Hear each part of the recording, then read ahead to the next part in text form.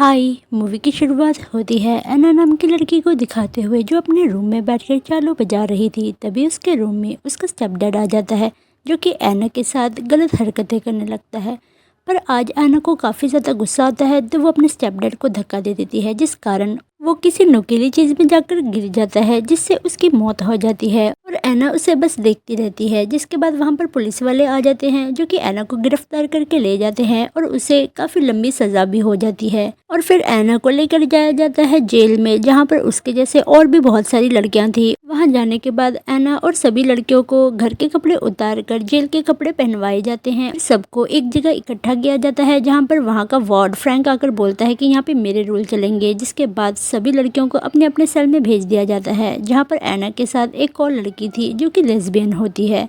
जिसके बाद एना और बाकी कैदियों को ग्राउंड लेकर जाया जाता है, जहाँ पर कोडी नाम की लड़की एना के पास आती है और उसे बोलती है कि तुम मेरा ग्रुप ज्वाइन कर लो। बट एना को इसमें इंटरेस्ट नहीं होता तो वो मना कर देती है। जिसके बाद कोडी उसे धमकाकर वहाँ से चली जाती है। और जब सभी लड़कियाँ एक रूम में थी तभी दूसरे ग्रुप की लीडर एना को देख लेती है और अकेली एना को बाथरूम में बहुत पीटा जाता है। जिसके बाद एना को जेल की हॉस्पिटल में लाया जाता है, जहाँ पर वो किसी को किसी के बारे में नहीं बताती और फिर वो डायरेक्ट ही जेल के वार्ड फ्रैंक के पास जाती है और मदद मांगती है। पर वहाँ पर फ्रैंक उसकी मदद करने के बजाय उसे बोलता है कि अगर तुम मुझे बहुत सारे फेवर्स दोगे तभी मैं तुमको इन सभी से बचाऊंगा। तो और कोई चारा ना होने की वजह से एना फ्रैंक की बात मान जाती है और उसे फेवर्स देती है। जिसके बाद वो रोते हुए रूम में आती है, जहाँ पे उसकी रूममेट बताती है कि यहाँ का जो वार्ड है वो बहुत ज़्यादा ख़राब है, क्योंकि वो हर लड़की के साथ यही करता है। और अगले दिन जब फिर से एना ग्राउंड में जाती है तभी दूसरे ग्रुप की लड़कियां फिर से जमा होकर उसे परेशान करने लगती है। तो एना भी फाइनली कोडी का ग्रुप ज्वाइन कर लेती है और फिर कोडी उसे अपने रूम में लेके जाती है, जहां पर एना देखती है कि कोडी के पास कुछ ज़्यादा ही सामान है, जैसे कि उसके पास लिकर है, स्मोकिंग के लिए सिगरेट्स है और साथ ही साथ एना के पास एक मोबाइल भी है। पर एना बोलती है कि ज्वाइन करने से पहले तुम्हें दूसरे ग्रुप के लीडर को मारना होगा। तो एना चुपचाप कैफेटेरिया में जाती है और दूसरी ग्रुप के लीडर को मारने लगती है।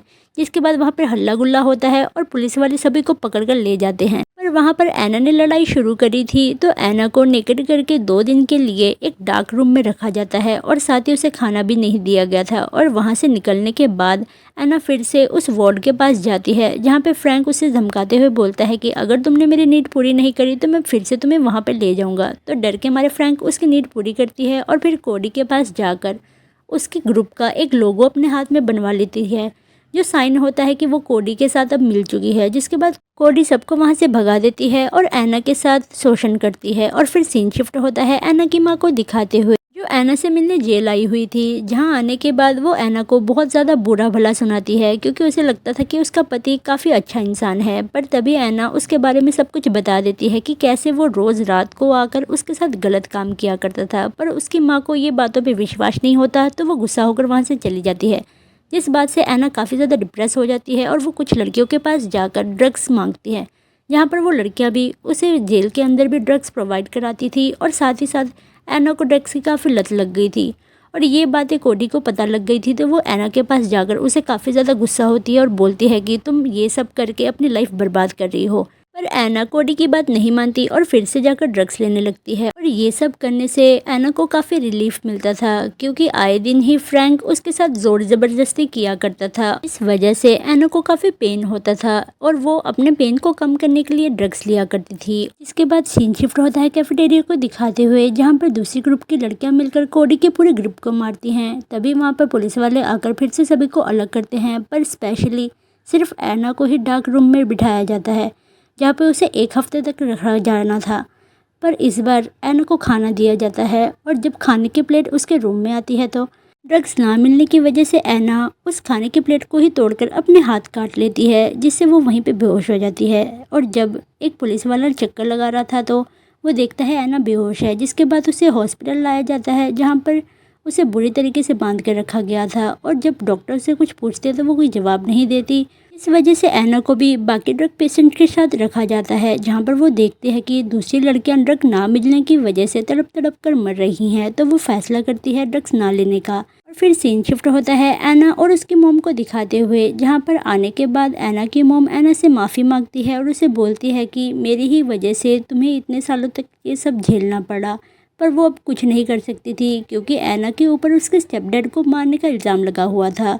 और फिर जब रात को ऐना पोछा लगा रही थी तभी एक पुलिस वाली आकर उसे बोलती है कि तुम्हें वार्ड बुला रहे हैं, जिसके बाद ऐना को लगता है कि वो फिर से उसके साथ गलत काम करेगा। पर इस बार वो वार्ड उसके लिए एक चालो लाया था और उसे बोलता है कि हर साल हमारे जेल में टैलेंट शो होता है और इस बार तुम यहाँ पर चालो बजाना। इसके बाद जब ऐना अपने रूम की तरफ जा रही थी तभी कोडी उसके पास आती है और उसका हाथ चेक करती है जहाँ पर उनका लोगो मिटाया हुआ था। तो गुस्से में आकर कोडी उसके मुंह पर बहुत बड़ा जख्म कर देती है और फिर से ऐना को हॉस्पिटल ले जाया जाता है, जहाँ पर ऐना काफ़ी दुखी थी। और फिर फ्रैंक उसका हालचाल पूछने आता है पर ऐना उसका जवाब नहीं देती। और फ्रैंक के जाने के बाद ऐना अपनी सारी सिचुएशन नर्स को बता देती है और साथ ही साथ बोलती है कि ये सब मेरे साथ तब से हो रहा है जब से मैं यहाँ पर आई हूँ। और ये सब सुनकर नर्स काफ़ी हैरान थी, पर उन दोनों की बातें फ्रैंक वहाँ पर लगे हुए सीसीटीवी कैमरा के माइक से सुन रहा था। जिसके बाद वो उसे अपने रूम में बुलाता है, जहाँ जाने के बाद नर्स उसे बोलती है कि मुझे पता लग गया है कि तुम यहाँ पर क्या करते हो।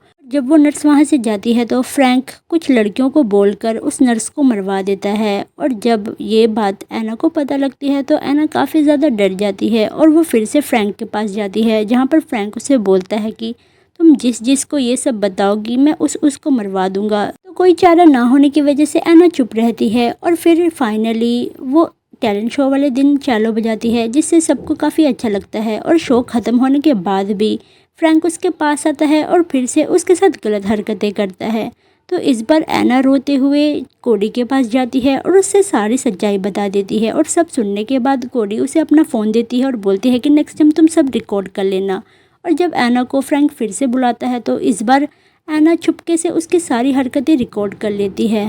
जिसके कुछ दिन बाद वहाँ पर बाकी ऑफिशियल्स लोग आकर जेल की हालत पूछते हैं। तभी ऐना उन सभी को फ्रैंक ने जो हरकतें करी थी उसका वीडियो दिखा देती है और बोलती है कि ये सब चीज़ें ये सभी लड़कियों के साथ करता है। और ये देखकर फ्रैंक के होश उड़ जाते हैं और ये सब देखकर बाकी गवर्नमेंट ऑफिशियल भी काफ़ी ज़्यादा हैरान थे। जिसके बाद वो उस फ़ोन को एज ए एविडेंस रख लेते हैं और साथ ही साथ फ्रैंक को गिरफ्तार कर लिया जाता है। जिसके बाद ऐना की बहादुरी देखकर उसको भी जल्दी रिलीज़ करने के ऑर्डर दिए जाते हैं। और इसी के साथ ये मूवी यहीं ख़त्म हो जाती है। Thank you for watching, bye bye.